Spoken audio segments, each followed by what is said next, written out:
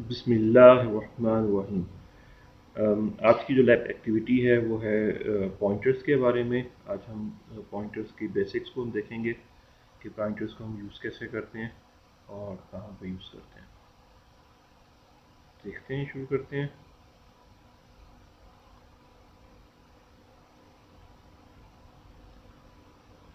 Okay, पहले देख लेंगे पॉइंटर्स होते क्या हैं।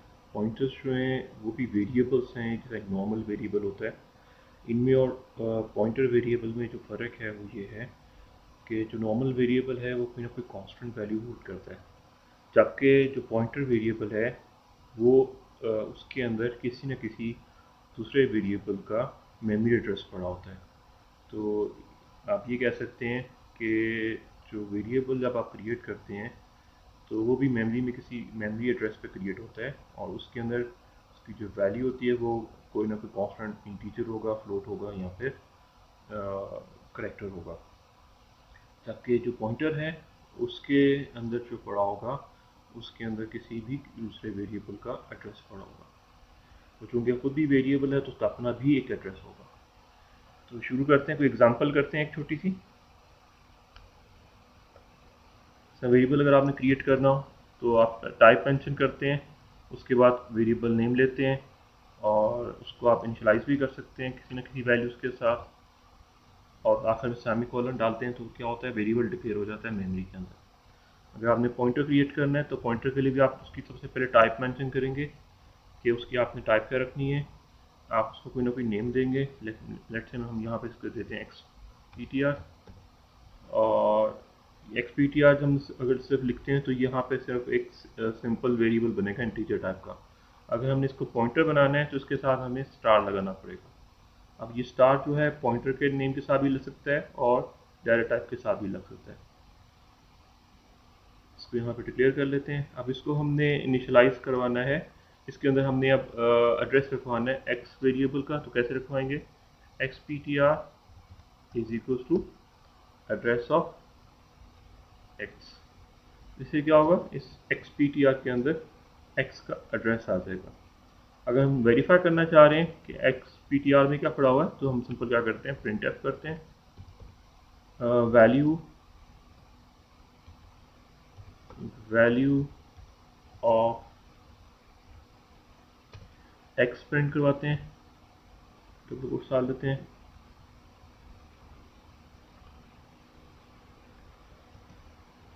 वैल्यू ऑफ एक्स क्या है, इंटीजर वेरिएबल है, इसके अंदर एक इंटीजर वैल्यू पड़ी है तो परसेंट डी हम यूज़ करेंगे इंटीजर वैल्यू को प्रिंट करने के लिए। तो यहाँ पे क्या आ जाएगा, सिंपल एक्स आ जाएगा, आखिर में सेमीकोलन। अब हमने एड्रेस प्रिंट करवाना है, print address of x is equal to addressing. Normally जो अगर हमने प्रिंट करवानी होती है तो हम उसके लिए फॉर्मेट स्पेसिफायर यूज़ करते हैं, percent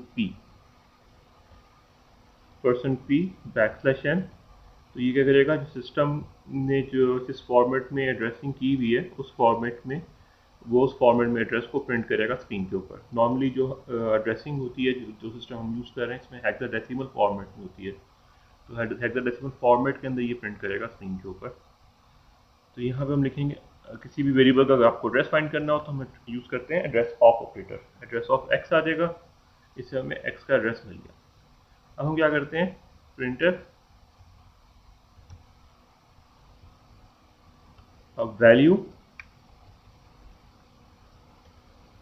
of x p t are. अब एक्स पी टी आर में जो वैल्यू पड़ी हुई है वो हमें पता है कि वो क्या है, एड्रेस है। तो एड्रेस को प्रिंट करने के लिए हम यूज़ करते हैं परसेंट पी बैकस्लैश एन,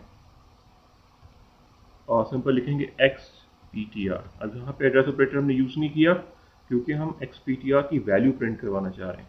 अगर हम परसेंट साइन लगाएंगे तो पॉइंटर भी मेमोरी में कहीं ना कहीं क्रिएट हुआ है तो वो उसका एड्रेस प्रिंट कर देगा, पॉइंटर का अपना एड्रेस प्रिंट कर देगा। लेकिन हम क्या प्रिंट करवाना चाह रहे हैं, एक्स पी टी आर जिस एड्रेस को होल्ड कर रहा है, या इन अदर वर्ड्स हम ये कह सकते हैं जिस वेरिएबल को पॉइंट कर रहा है उस वेरिएबल का एड्रेस प्रिंट करवाना चाह रहे हैं। तो सिंपल हम पॉइंटर का नाम लिखेंगे एक्स पी टी आर, तो ये हमें उसका एड्रेस प्रिंट कर देगा जो उसके अंदर पड़ा हुआ है।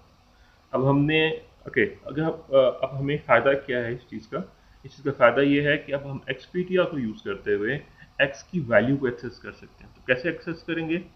उसके लिए हम क्या करते हैं, डीरेफरेंसिंग ऑपरेटर यूज़ करते हैं। यानी हम अगर दोबारा से स्टार, एक तो हमने स्टार लगाया था, स्टैरिक लगाया था जब हमने XPTR को क्रिएट किया था। अब क्रिएशन के बाद अगर हम स्टार लगाते हैं पॉइंटर के साथ, उसका मतलब ये होता है कि हम वैल्यू एक्सेस करना चाह रहे हैं, वो वाली जिसका एड्रेस हमने XPTR के अंदर स्टोर किया हुआ है। उस एड्रेस पर जो वैल्यू पड़ी हुई है जो हमने XPTR में स्टोर किया हुआ है, उस वैल्यू को एक्सेस करना चाह रहे हैं। तो इसको हम लिखते हैं star XPTR is equals to XPTR।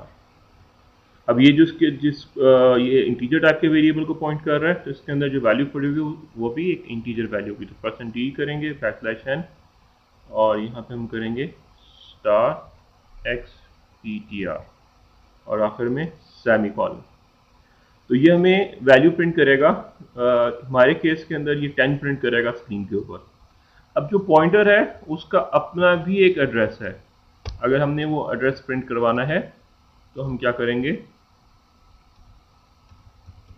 Address of XPTR, या मेमोरी में एक जगह किसी जगह लोकेशन पे क्रिएट हुआ है। अगर हम वो एड्रेस प्रिंट करवाना चाह रहे हैं तो हम XPTR का एड्रेस प्रिंट करने के लिए एम्परसेंड साइन यूज़ करेंगे इसके साथ। कैसे करेंगे? एड्रेस ऑफ XPTR लिखेंगे। इससे क्या होगा, जो हमारा पॉइंटर मेमोरी में जिस जगह क्रिएट हुआ होगा वो वाला एड्रेस हमें मिल जाएगा। इसको चला के देखते हैं। ये देखें, ये उसने हमें प्रिंट किया है वैल्यू ऑफ x, ये 10 है, ये हमने 10 प्लेस किया था। एड्रेस ऑफ x जो है 60FF0C है। अब हमने जो वैल्यू ऑफ XPTR प्रिंट करवाया है, ये वैल्यू XPTR प्रिंट करवाया है, यहाँ पे हमने कोई एम्परसेंड यूज़ नहीं किया हुआ। उसने क्या किया है, x का एड्रेस प्रिंट कर दिया हमने। और जब हमने स्टार XPTR किया है तो स्टार XPTR ने क्या किया है, जो x के ऊपर जो वैल्यू पड़ी हुई थी 10, वो उसने प्रिंट कर दी है। उसके बाद हमने एड्रेस ऑफ XPTR की है। अब ये पॉइंटर भी मेमोरी में किसी जगह पे क्रिएट हुआ है, उसने उसका एड्रेस प्रिंट किया है स्क्रीन के ऊपर। ठीक है। अब आपने इसी टेक्निक को यूज़ करते हुए एक प्रोग्राम लिखना है, और उस प्रोग्राम के जरिए आपने ये टेबल फिल करना है। अब ये टेबल क्रिएट नहीं करना, जनरेट नहीं करना, आपने सिंपल क्या करना है, ये वेरिएबल्स क्रिएट करने हैं। जिस तरह ये है। अच्छा, यहाँ पे एक चीज़ और देख लें जो एक नई चीज़ है कि आपने जब पॉइंटर क्रिएट किया है, पॉइंटर क्रिएट करते साथ ही उसके अंदर एड्रेस भी प्लेस करवा दिया। ये देखिए, हमने ये पॉइंटर क्रिएट किया है, यहाँ पे इंटीजर IPTR, और उसके अंदर हमने एड्रेस ऑफ I रखवा दी है। ठीक है, एड्रेस ऑफ I रखवा दी है। आपने यही काम आप बाकी वेरिएबल के साथ भी करना है, बाकी पॉइंटर्स के साथ भी करना है, क्योंकि पॉइंटर्स के अंदर आपने जो उसके जो वेरिएबल्स हमने क्रिएट किए हुए उस टाइप के, वो आपने उनके एड्रेसेस प्लेस करवा देने हैं। उसके बाद आपने क्या करना है, ये टेबल है, इसी तरह का टेबल आपको कट कॉपी पेस्ट कर लें किसी डॉक्यूमेंट फाइल के अंदर, और उसके अंदर फिर आपने जब आप प्रोग्राम एग्जीक्यूट, एक प्रोग्राम बनाया जैसा अभी हमने प्रोग्राम बनाया, उसके अंदर आप ये सारी वैल्यूज़ को फाइंड आउट करें। ये वैल्यूज़ फाइंड आउट करने के बाद जो भी रिजल्ट्स आते हैं, वो उस रिजल्ट्स की मदद से आपने इस टेबल को फिल करना है। अब यहाँ पे एक चीज़ पूछी हुई है, साइज ऑफ। साइज ऑफ क्या चीज़ है, हम किसी भी वेरिएबल का साइज अगर फाइंड करना चाहें, लेट्स से हम वेरिएबल x का साइज फाइंड करना चाह रहे हैं कि वो मेमोरी में कितनी बाइट्स ले रहा है, तो उसके लिए हम ऑपरेटर यूज़ करते हैं साइज ऑफ। printf, हम कहते हैं जी साइज ऑफ x, और जो साइज होता है वो नंबर ऑफ बाइट्स में होता है, इंटीजर वैल्यू होगी, %d कर लेते हैं, \n, और यहाँ पे हम लिखेंगे साइज ऑफ, ये ऑपरेटर है, इसके अंदर हम x को पास करेंगे, तो ये साइज ऑफ x हमें प्रिंट कर देगा स्क्रीन के ऊपर। इसी तरह हम साइज ऑफ XPTR भी चेक करते हैं कि पॉइंटर जो है मेमोरी में कितनी बाइट ले रहा है, प्रिंटर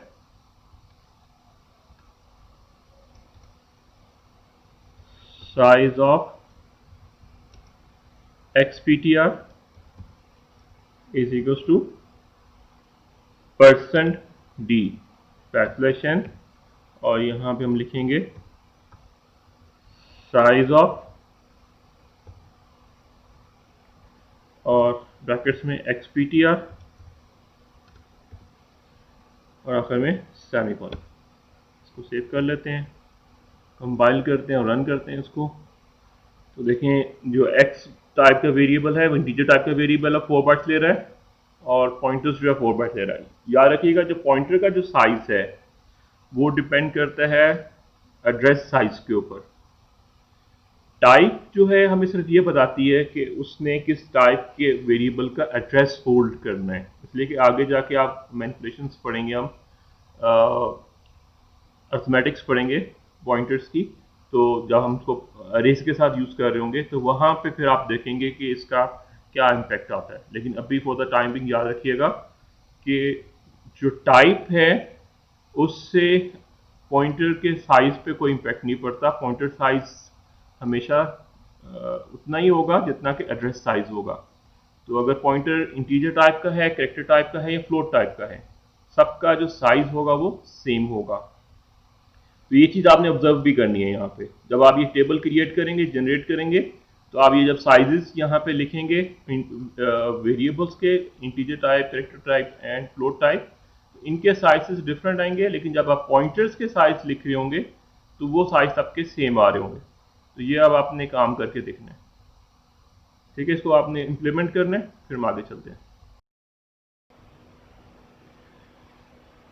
जब हम फंक्शंस पढ़ रहे थे तो फंक्शंस में हमने इंट्रोडक्शन टू फंक्शन पढ़ा था कि फंक्शन क्रिएट कैसे करते हैं, उसमें वैल्यूज पास कैसे करते हैं और वैल्यूज रिसीव कैसे करते हैं। तो हमने पैरामीटर्स पास किए थे, वैल्यूज पास की थी, और आपको उसको कहा था कि जब भी आपने कोई वैल्यू पास करनी होती है किसी फंक्शन में तो हम पैरामीटर लिस्ट यूज़ कर रहे होते हैं। और वहाँ पे हमने एक चीज़ और भी लर्न की थी कि फंक्शन जो है एक वक्त में एक सिंगल वैल्यू ही रिटर्न कर सकता है, एक से ज़्यादा वैल्यूज़ को वो रिटर्न नहीं कर सकता। अब अगर हमारी रिक्वायरमेंट्स कुछ ऐसी हो कि हमें एक ज़्यादा वैल्यूज़ के जो रिजल्ट्स हैं वो वापस रिक्वायर्ड हों, यानी अगर फंक्शन जो है वैल्यूज़ को चेंज कर रहा है और एक ज़्यादा वैल्यूज़ को चेंज कर रहा है, और उसके इम्पैक्ट जो हैं हमें मेन फंक्शन में यहाँ जहाँ से हमको कॉल किया हुआ है वहाँ पे जो वेरिएबल्स हैं उनको उनमें रिक्वायर हो, तो वहाँ पे फिर हम रिटर्न स्टेटमेंट की बजाय हम एक और कंसेप्ट यूज़ करते हैं जिसे हम कहते हैं फंक्शन कॉल बाय रेफरेंस। तो फंक्शन कॉल बाय रेफरेंस हम तब यूज़ करते हैं जब हमें एक ज़्यादा वैल्यूज जो हैं उनका जो वैल्यू का जो इम्पैक्ट है, जो उनकी चेंजेस हैं जो फंक्शन के अंदर हो रही हैं, और वो हमें चेंजेस चाहिए। तो in that case we will be using call by reference. Okay, दोनों में डिफरेंस क्या है? कॉल अभी तक जो हमने कंसेप्ट पढ़ा है, हमने जो पैरामीटर्स पास किए थे उसमें क्या हो रहा था, फंक्शन में अगर हम ओरिजिनल वैल्यूज को अगर हम चेंज कर रहे थे जो हमने एज ए आर्गूमेंट पास की थी फंक्शन को, तो उनमें कोई इम्पैक्ट नहीं आ रहा था ओरिजिनल वैल्यूज़ के अंदर। अगर हमें उनके रिजल्ट्स रिक्वायर होते थे तो हम रिटर्न स्टेटमेंट यूज़ करते थे ताकि हम जो भी चेंजेस आ रही हैं उसको हम रिफ्लेक्ट बैक कर सकें मेन फंक्शन के अंदर या जहाँ उसको हमने कॉल किया हुआ है। तो कॉल बाय वैल्यू में क्या होता है? कॉल बाय वैल्यू में होता है कि copy of argument pass to function, यानी एक कॉपी जनरेट होती है वैल्यूज़ की, और वो वैल्यूज़ जो हैं वेरिएबल जो है उसकी वैल्यूज़ पास होती हैं फंक्शन में। Changes in function do not effect the original. तो अगर आप कोई भी चीज़ चेंज करेंगे उन वैल्यूज़ के अंदर जो आपने रिसीव की हैं फंक्शन के अंदर, पैरामीटर्स के अंदर, वो वैल्यूज़ में जो ओरिजिनल वेरिएबल्स हैं जो एज ए आर्गूमेंट पास किए हैं उनमें किसी किस्म की कोई चेंज नहीं आएगी। इसको हम यूज़ कब करते हैं? Use when function does not need to modify the arguments, यानी हम ओरिजिनल वैल्यूज़ को अगर हम चेंज नहीं करना चाह रहे तो in that case we will use function call by value, और इसे हम अवॉइड करते हैं एक्सीडेंटल चेंजेस से भी। अच्छा, कॉल बाय रेफरेंस में क्या होता है? कॉल बाय रेफरेंस में ये होता है कि हम इसमें ओरिजिनल आर्गूमेंट पास करते हैं, यानी इसमें हम वैल्यू पास नहीं कर रहे बल्कि अपने आर्गूमेंट का रेफरेंस पास कर रहे हैं, और जब भी हम फंक्शन में जाके कुछ चीज़ चेंज करेंगे तो ओरिजिनल वैल्यू चेंज हो रही होगी हमारी, यानी यहाँ पे हम कोई चीज़ रिटर्न करवाने की जरूरत नहीं है, ओरिजिनल वैल्यू जो ऑटोमेटिकली अपडेट हो रही होगी जो हम चेंजेस कर रहे होंगे फंक्शन के अंदर। और इसको हम कब यूज़ करेंगे? जब हमने पता होगा ये जो फंक्शन है ये ट्रस्टेड फंक्शन है और इसमें जो चेंजेस हैं वो हमें वो रिक्वायर हैं ओरिजिनल वेरिएबल्स के अंदर।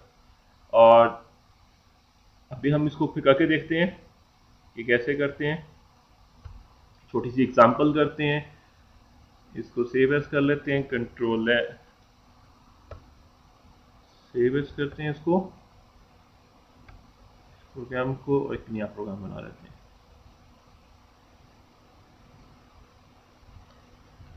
फंक्शन रेफरेंस के नाम से कर लेते हैं। ओके, इसमें अब करना कि हमने एक फंक्शन बनाते हैं void के नाम से, और इसका नाम रखते हैं फन, और इसको हम पास करते हैं पैरामीटर, और हम क्या करते हैं a लेते हैं और एक और पैरामीटर ले लेते हैं comma integer b। Simple function के अंदर हम क्या करते हैं, इनकी वैल्यूज को, दोनों वैल्यूज को चेंज कर लेते हैं। a प्लस इक्वल्स टू 10 करते हैं और b भी प्लस इक्वल्स टू 10 करते हैं। तो यहाँ पे हम करते हैं printf,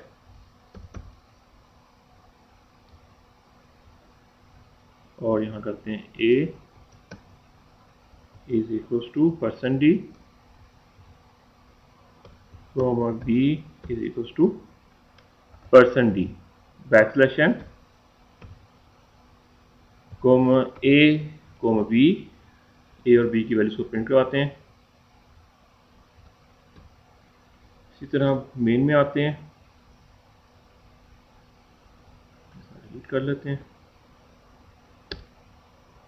और यहाँ पे वेरिएबल लेते हैं integer x is equals to 10 and y is equals to 80। जैसे ये टू वेरिएबल्स लिए x और y, इनको हम पहले प्रिंट करवाते हैं printf,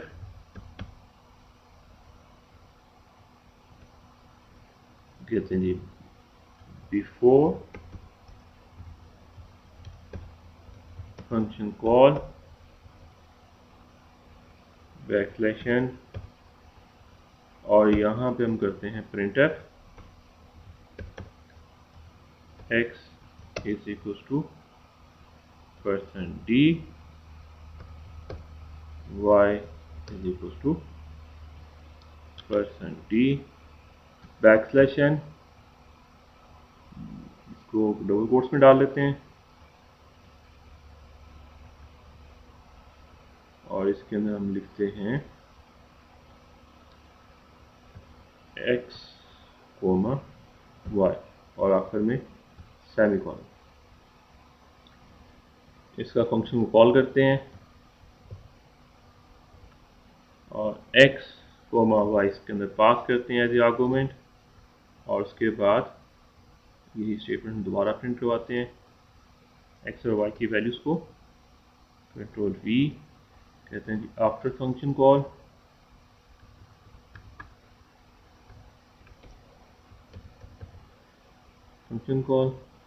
और x और y की वैल्यू प्रिंट करवा देते हैं।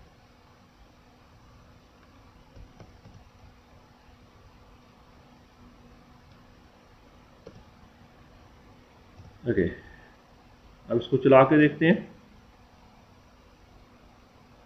ये हमारी फंक्शन कॉल बाय वैल्यू हुई है। फंक्शन कॉल बाय वैल्यू में क्या होता है, हमने x में 10 पास किया था, y में 80 पास किया था, फंक्शन को वो रिसीव हुआ, उसमें 10 हमने इंक्रीमेंट कर दिया, a में 20 आ गया, b में 90 आ गया। वापस हम मेन में आए तो x में अभी भी 10 पड़ा हुआ है और y में 80 पड़ा हुआ है। अब हमने क्या करना है, फंक्शन कॉल बाय रेफरेंस करना है इसको। फंक्शन कॉल बाय रेफरेंस के लिए हम क्या करेंगे, यहाँ पे सिंपल वेरिएबल्स लिखने की बजाय इनको हम कन्वर्ट कर देंगे पॉइंटर्स के अंदर, और पॉइंटर्स के लिए हम यूज करते हैं स्टैटिक। तो जहाँ जहाँ a और b लिखा हुआ है उसके साथ हम लगा देंगे स्टैटिक। और जब हमने वैल्यू एक्सेस करनी होती है पॉइंटर के जरिए तो हम यूज करते हैं स्टैटिक। तो यहाँ पे a और b के जहाँ हमने स्टैटिक लगाया हुआ है, उसका मतलब ये है कि a और b जो हमारे वेरिएबल्स हैं, सॉरी जो पॉइंटर्स हैं, वो जिन वेरिएबल्स को पॉइंट कर रहे हैं उन वेरिएबल्स की वैल्यूज को वो चेंज करना चाह रहे हैं। अब हम जब फंक्शन को कॉल करेंगे, यहाँ पे x और y हम पास नहीं करेंगे, बल्कि एड्रेस ऑफ x और एड्रेस ऑफ y पास करेंगे। अदरवाइज क्या होगा, एरर आ जाएगा, क्योंकि हमने यहाँ पैरामीटर्स के अंदर पॉइंटर यूज़ किए हैं। और पॉइंटर का मतलब क्या होता है कि ये अब पैरामीटर्स जो हैं अब ये एड्रेसेस रिसीव करेंगे, वैल्यू रिसीव नहीं करेंगे। तो अब देखिएगा इम्पैक्ट, देखिएगा, इसको चला के देखते हैं। इसको दोबारा चलाया, x में बिफोर फंक्शन कॉल x में 10 पड़ा हुआ है, y में 80 पड़ा हुआ है। उसके बाद अब यहाँ पे a और b में क्या आ रहा है, ये एड्रेसेस आ रहे हैं जिस एड्रेसेस को ये पॉइंट कर रहे हैं। हमने स्टार नहीं लगाया था इसलिए उसने एड्रेस प्रिंट कर दिए हैं, और %d हमने यूज़ किया था इसलिए एड्रेसेस को वो उसने इंटीजर फॉर्मेट में प्रिंट किया है। अगर यहाँ पे हम स्टार स्टार लगा देंगे तो वैल्यूज़ को प्रिंट करेगा, जो वैल्यूज़ जो उसने चेंज की हैं, जो x और y के अंदर पड़ी होंगी, उन वैल्यूज़ को प्रिंट करेगा। इसलिए कि a और b में क्या पड़ा हुआ है, x और y का एड्रेस पड़ा हुआ है। आज जब हम मेन में वापस आएंगे तो x में 20 हो चुका है और y में 90 हो चुका है, यानी जो चेंजेस हमने फंक्शन के अंदर की थी वो हमें वैल्यूज़ यहाँ पे रिफ्लेक्ट बैक होंगी। अब यहाँ पे a और b के साथ अगर हम स्टार लगा देते हैं तो ये अब वैल्यूज़ प्रिंट करेगा उन वेरिएबल्स की, उस वेरिएबल्स की जिनको ये पॉइंट कर रहा है। तो ये अब दोबारा देखें, x में हमने 10 रखा था, y में 80 रखा था, फंक्शन में गए, अब a जो है उसके अंदर हमने प्लस इक्वल्स टू 10 किया है, तो a में 20 आ गया। ये a में जो 20 आया है एक्चुअली ये हमने स्टार लगाया हुआ है, ठीक है, स्टार a है ये, यानी डी रेफरेंसिंग ऑपरेटर लगाया हुआ है। ये a को हम डी रेफरेंस कर रहे हैं और डी रेफरेंस करके हम x की वैल्यू को ही एक्सेस कर रहे हैं, यानी हमने x की वैल्यू इस वक्त 20 हो चुकी हुई है, और b चूंकि y को पॉइंट कर रहा है तो हम जब स्टार b करेंगे तो वो प्रिंट करेगा y की वैल्यू विच इज नाउ 20। तो हम जब मेन में जाएंगे, मेन में अब x की वैल्यू 20 हो चुकी हुई है और y की वैल्यू 90 हो चुकी हुई है, तो ये वैल्यूज जो है वो अपडेट हो चुकी हैं।